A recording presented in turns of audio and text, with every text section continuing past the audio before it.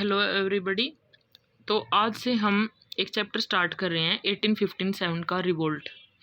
ये chapter UPSC का तो है ही, बहुत ही ज़्यादा इम्पोर्टेंट चैप्टर है, प्री के लिए भी और मेंस के लिए भी। इससे बहुत क्वेश्चन आते हैं, बट जो एसएससी और पीसीएस है और बैंकिंग है उन सब के लिए भी बहुत इम्पोर्टेंट है ये।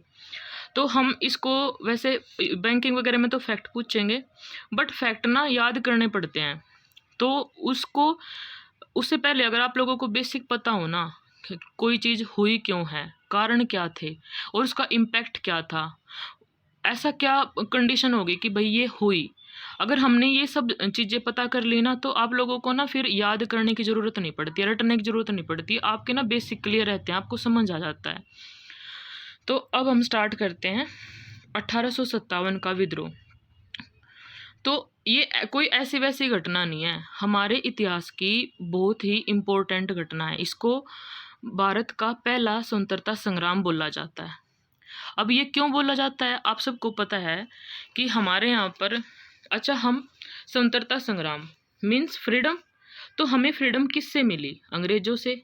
तो आपको पता होगा ना कब मिली थी हमें फ्रीडम?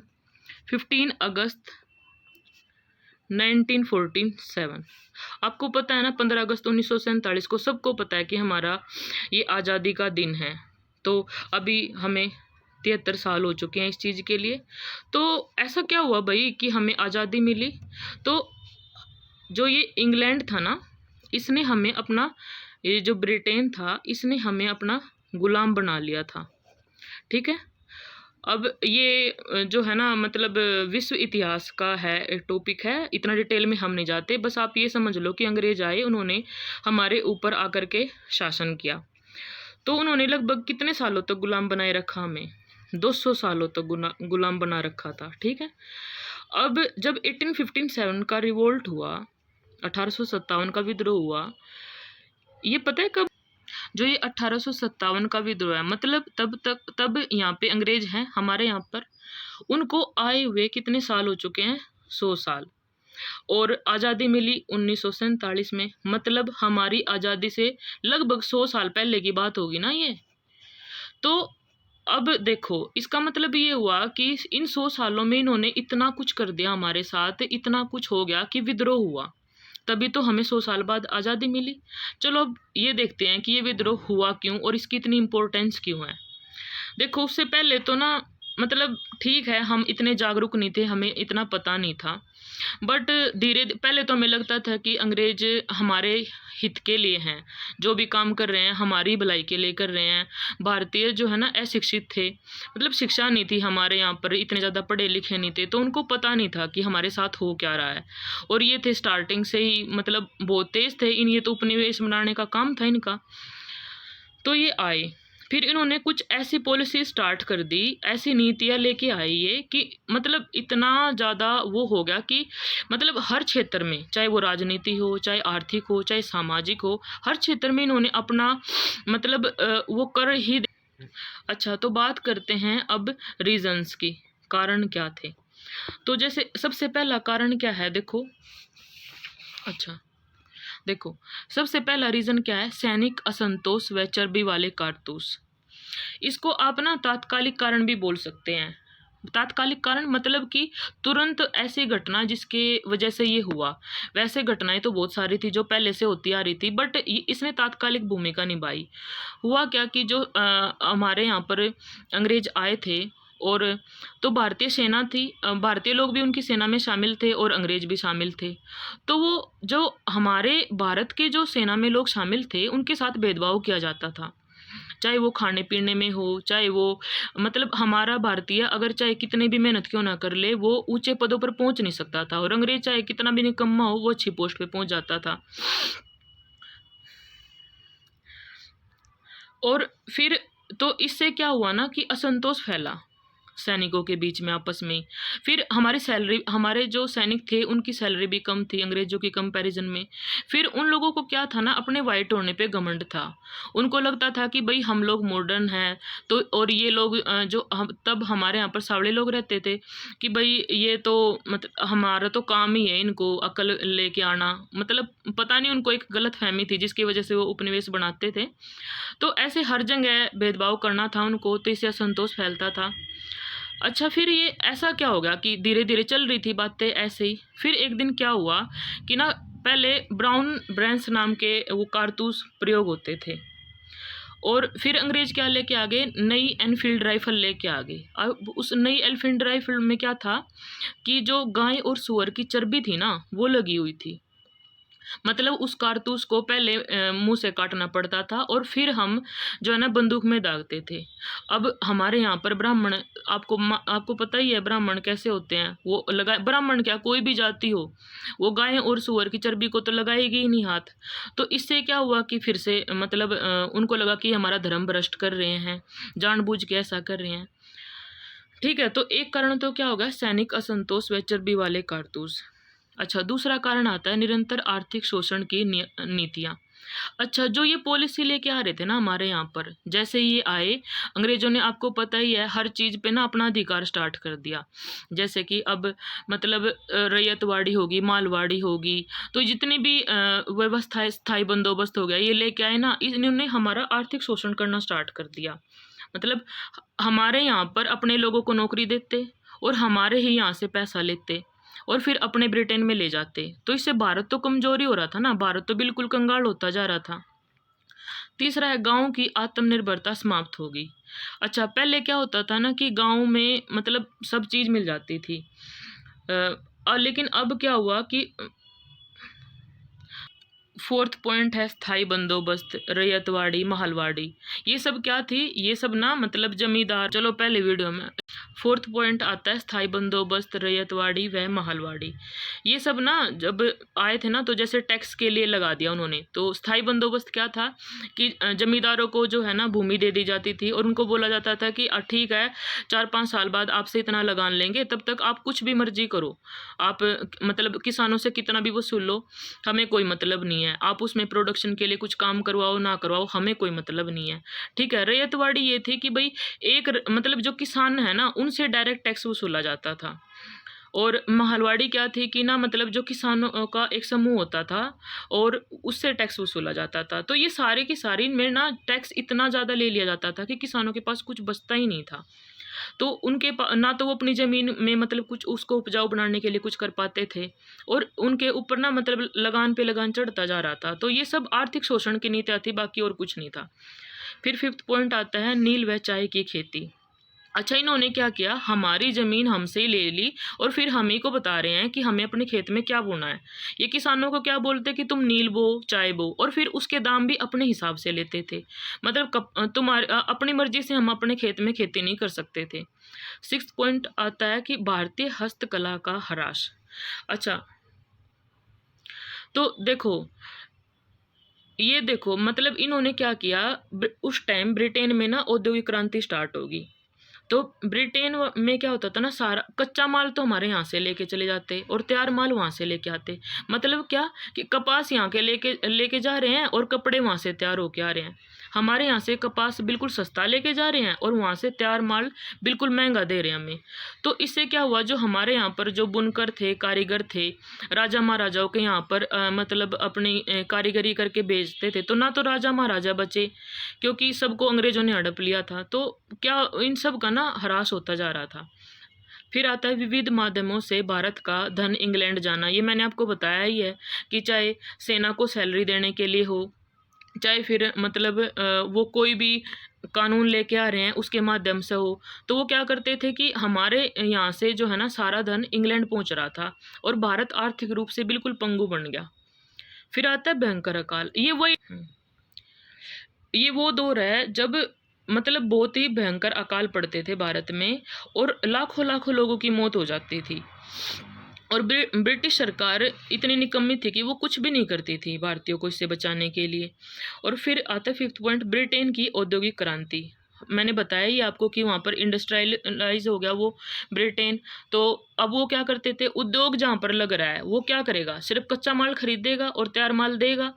तो ये पॉइंट मैं फिर डिस्कस करूँगी, ये काफ़ी डीप में जाएगा, तो काफ़ी इसका एक अलग से टॉपिक लूँगी मैं। फिर कृषि उद्योग व्यापार के साथ साथ भारतीयों को नौकरियों से भी वंचित रखा गया। अब देखो हमारी कृषि भी हड़प ली, हमारे यहाँ उद्योग बंद कर दिए और व्यापार भी बंद करा दिए हमारे, तो और नौकरियों में भी हमें अपने हिसाब से ही रख रहे हैं, सारे रजवाड़े नष्ट हो गए। ठीक है।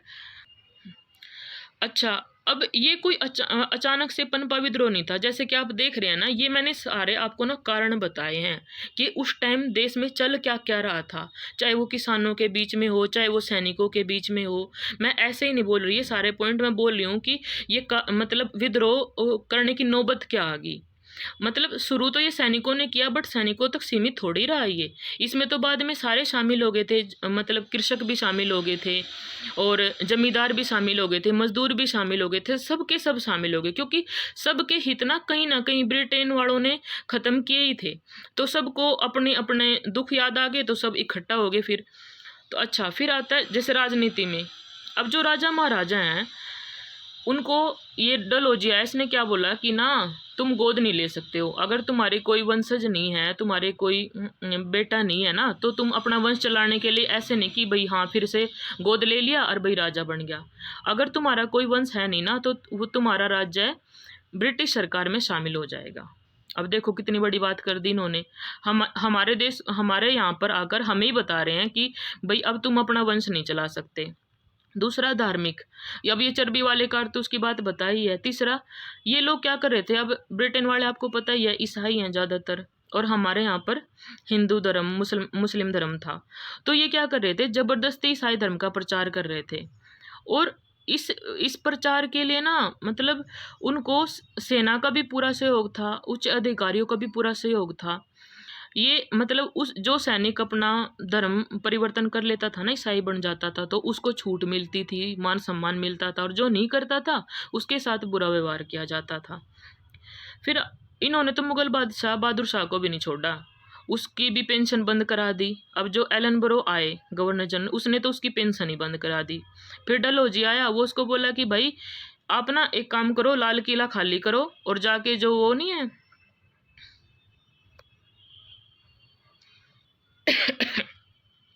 सॉरी। अच्छा, तो इन्होंने मुगल बादशाह बहादुर शाह को भी नहीं छोड़ा, इसकी पेंशन बंद करा दी इन्होंने, अभी मैंने आपको बताया। और जैसे एलनब्रो आया था, उसने तो क्या किया, पेंशन बंद करा दी। फिर डलहौजी आया, वो बोला कि भाई आप ना लाल किले को खाली करो और जाकर कहाँ पर जो कुतुब मीनार है ना वहाँ पे शिफ्ट हो जाओ, कुतुब मीनार के पास ही। और जो कैनिंग आया वो कहता है कि भाई तुम आखिरी हो जिसको हम मुगल सम्राट बोल रहे हैं, बाकी आगे तुम्हारा जो बेटा होगा ना वो सिर्फ राजकुमार कहा जाएगा, और अब कोई यहाँ पर साम्राज्य नहीं चलेगा तुम्हारा। ठीक है। तो अब क्या, जब जनता को क्या लगा कि जब राजाओं की ये हालत है तो हमारी क्या हालत होगी भाई। ठीक है। जो अब जो अवध का नवाब था ना, वाजिद अली शाह था, जो अवध के नवाब थे वाजिद अली शाह, जो अवध के नवाब थे वाजिद अली शाह, वो मतलब अब अवध में ना बहुत ही फेमस थे, वहाँ की जनता को बहुत पसंद थे। तो ये डलहौजी आया, उसने क्या किया, ये वैसे तो देखो ब्रिटेन वालों के साथ काफ़ी, ब्रिटिश सरकार के साथ बिल्कुल मिला के रहते थे, बिल्कुल प्यार से। अब वो ब्रिटेन वालों के साथ काफ़ी प्यार से रहते थे, उनकी सारी बात भी मानते थे। फिर डलहौजी को लगा कि अब भाई इसको कैसे करें ख़त्म। तो इसने क्या बोला कि आप ना शासन अच्छा नहीं चलाते, मतलब कुशासन के आरोप लगा दिया इसके ऊपर, और उठा के उसका भी साम्राज्य अपने अंदर ले लिया। तो फिर क्या हुआ, अब अवध की जनता थी तो वो विद्रोह हो गया।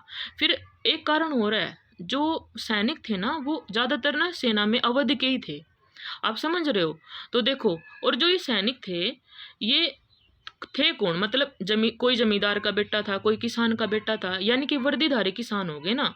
तो देखो जब किसान दुखी हो रहे हैं और जब उनके राजा दुखी हो रहे हैं तो सैनिकों को भी तो फर्क पड़ेगा ना। तो उनको लग रहा था कि भाई ये हमारे देश में अब ऐसा क्यों कर रहे हैं, इनके मतलब हर किसी के साथ ऐसा कर रहे हैं। फिर हर जगह ना भ्रष्टाचार फैला पड़ा था, लूट खसोट हो रही थी, चाहे वो पुलिस में चले जाओ, चाहे न्याय व्यवस्था में चले जाओ।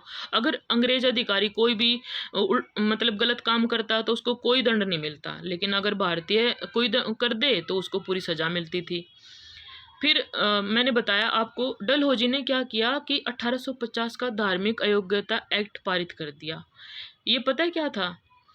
इसमें इसने बोला कि पहले अगर कोई व्यक्ति अपना धर्म परिवर्तित करता है ना, तो उसको अपने पिता की संपत्ति में कुछ हक नहीं मिलता था। बट इसके बाद क्या हो गया कि अगर वो ईसाई धर्म में अपना धर्म बदलता है, तो उसको अपनी पैतृक संपत्ति वैसे की वैसे ही मिलेगी। तो ये तो था ना, मतलब तुम ईसाई धर्म को बढ़ावा दे रहे हो, तो इससे भारतीयों में लगा कि भाई ये तो अपना धर्म हमारे ऊपर थोपना चाह रहे हैं। ठीक है, फिर वो गोद लेने की प्रथा का विरोध मैंने आपको बताया ही है। अच्छा देखो, बेचारे अंग्रेजों ने ना कुछ तो काम अच्छा भी किया था हमारे देश में आके, जैसे रेल डाक तार लेके आई हैं। तो जब रेलवे आया, ये तो अच्छा ही था ना हमारे देश के लिए। देखो आज भी हमें कितना बेनिफिट होता है रेल का, है ना। सबसे अच्छा ट्रांसपोर्ट माना जाता है ये किसी भी चीज़ के लिए। तो देखो, लेकिन भारतीयों को क्या लगा उस टाइम पे, अब देखो एक तो उच्च कोटि का ब्राह्मण है और एक कोई निम्न जाति का है। तो जब रेल के डब्बे में चढ़ेंगे तो ये थोड़ी बोलेंगे कि ब्राह्मणों के लिए अलग से डब्बा रखो या फिर नीच जातियों के लिए अलग से डब्बा रखो। तो दोनों एक ही डब्बे में बैठे हैं। अब ब्राह्मण के ईगो को ठेस पहुंच रही है कि अरे इसकी इतनी हिम्मत कैसे होगी कि ये मेरे सामने बैठा है। तो उनको लगा कि ये रेल है ना, ये भी हमारा धर्म भ्रष्ट करा रही है। ठीक है, तो उनको जो जन उपयोगी कार्य किए ना, थोड़े बहुत ही किए, वैसे तो उन्हें ज़्यादा नहीं किए, बट उसमें भी भारतीयों को लग रहा था कि अरे भाई ये हमारा धर्म को नष्ट करने के लिए ही कर रहे हैं। फिर आता है कि 1856 का सामान्य सेना भर्ती एक्ट। इसमें क्या था, इस एक्ट में ये बोला गया कि अगर किसी सैनिक को, मतलब ब्रिटिश सरकार जहाँ चाहेगी वहीं पे लड़ने के लिए भेजा जाएगा, चाहे वो देश के अंदर भेजे, चाहे देश से बाहर भेजे, चाहे समुद्र के पार भेजे लड़ने के लिए। लेकिन वो जमाना कौन सा है, 1800 ईस्वी का। उस टाइम पे कि अगर कोई व्यक्ति समुद्र पार जाता था ना, तो उसको समुद्र पार करने को भी धर्म भ्रष्ट माना जाता था। तो देखो हमारा धर्म भी हर जगह अड़ के खड़ा हो जाता है ना। खैर ठीक ही था, अच्छा ही था कि कुछ तो हुआ, चलो भले ही मतलब गलत था, बट फिर भी अंग्रेजों के लिए को भगाने के लिए तो ठीक ही था। अच्छा, तात्कालिक कारण मैंने आपको बताया ही है कि ब्राउन ब्रेस यानी कि नई एनफील्ड राइफल आई। और इस नई एनफील्ड राइफल पर जो था वो गाय और सुअर की चर्बी चढ़ी होती थी, है ना। पहले उसको मुंह से काटो और फिर दागो। तो इनको लगा कि भाई अच्छा, अब तुम हमारे मुंह में गाय और सुअर की चर्बी दुआओगे तो हमारा धर्म भ्रष्ट करोगे। तो इससे तो अब तो फिर क्या हुआ कि इन सैनिकों ने ना एक दिन डिसाइड कर लिया, 31 मई 1857 का। ठीक है, सबके सब भरे पड़े थे। सबने सोचा कि चलो भाई विद्रोह किया जाए और अंग्रेजों को ना भगाया जाए, मतलब स्वाधीनता दिलाया जाए अंग्रेजों को यहाँ से भगा कर को। तो ये दिन डिसाइड कर लिया। लेकिन वो कहते हैं ना कि कुछ कभी कभी ना कुछ चीज़ें पहले ही घटित हो जाती हैं। तो ना 29 मार्च 1958 की बात है, सॉरी 1857 की बात है। सॉरी गाइज अगर कुछ गलत हो जाता है तो, क्योंकि ये मेरी पहली वीडियो है और आप समझ ही सकते हो थोड़ा बहुत हो जाता है। 29 मार्च 1857 को मंगल पांडे के बारे में आपने सुना ही होगा ना, आमिर खान की मूवी आई थी, तो सब जानते हैं अब तो उनके बारे में। अच्छा, तो ये मंगल पांडे भाई साहब, इन्होंने क्या बोला कि भाई मैं नहीं चर्बी वाले कारतूस यूज करूंगा। अब इसको क्या करा, उठा के जेल में डाल दिया। तो अब 8 अप्रैल को इसको फांसी दे दी। जैसे ही इसको फांसी मिली ना, तो फिर आग और भड़क गई। अच्छा, अब तुमने ये कर दिया। तो फिर क्या हुआ, 10 मई 1857 को ही विद्रोह स्टार्ट हो गया। ठीक है, 10 मई 1857 को सेना जो है चल पड़ी कहाँ की ओर, दिल्ली की ओर चल पड़ी। और दिल्ली में किससे जाकर मिलेगी, तो ये बहादुर शाह से जाकर के मिलेगी। ठीक है ना, उसको बोलेगी कि चलो भाई, उसको अपनी साइड में लाने की कोशिश करेगी, बट वो मना करेंगे। बट फिर भी जब सेना द्वारे पर खड़ी हो और बेचारा बूढ़ा बादशाह, तो क्या कर लेगा। चलो आगे हम इसके बारे में कल बात करेंगे हम, कि इसका संगठन क्या था। ठीक है ना, उद्देश्य के बारे में बात करेंगे कि इनका एम क्या था, है ना, करना क्या चाह रहे थे, अंग्रेजों को भगाना चाह रहे थे या फिर छोटा मोटा विद्रोह करना चाह रहे थे, और इस विद्रोह के प्रभाव क्या पड़े। ठीक है ना, हम इन सब टॉपिक्स पे हम डिस्कस करेंगे नेक्स्ट वीडियो में। तो अगर आज की वीडियो देखो, मैंने बेसिक से लेने की स्टार्ट किया है, क्योंकि बेसिक से देखो ये थोड़ा लंबा तो पड़ेगा, बट ना आपको फिर ना कभी रटने की ज़रूरत नहीं पड़ेगी। और आप चाहे PCS दो, UPSC दो, बैंकिंग दो, मतलब फैक्ट भी आपको ऐसे याद हो जाएंगे बिल्कुल स्टोरी की तरह। बाकी आप देख लेना आपको कैसा लगता है। Okay, thank you and good luck, good study.